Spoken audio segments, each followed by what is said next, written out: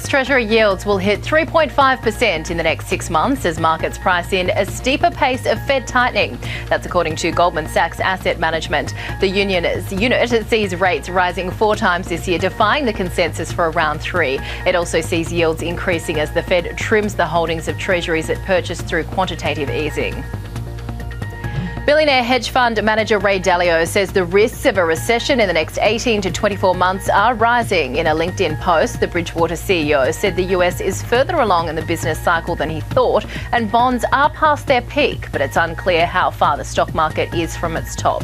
A week ago, when a sell-off in equity markets was just beginning, Dalio said the slump was a minor correction typical of late cycle behaviour.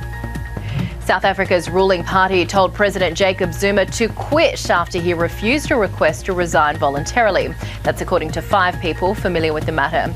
The African National Congress's executive committee made the decision during a 13-hour meeting that ended early Tuesday in Pretoria. It was called to agree a transition of power to the ANC's new leader, Cyril Ramaphosa. Bank of England policymakers are uniting behind the key message of last week's inflation report, telling investors that rate hikes will come quicker than they previously expected. Ian McCafferty, who is seen as one of the most hawkish BOE officials, said it's likely borrowing costs will rise to a greater extent than anticipated. Gershon Flicker said the UK will need a succession of rate rises in the next few years to stop the economy from running too hot. Policymakers are yet to dispute the view that the next move could come in May. Global news 24 hours a day, powered by more than 2,700 journalists and analysts in more than 120 countries. You can find more stories on the Bloomberg at Top Go.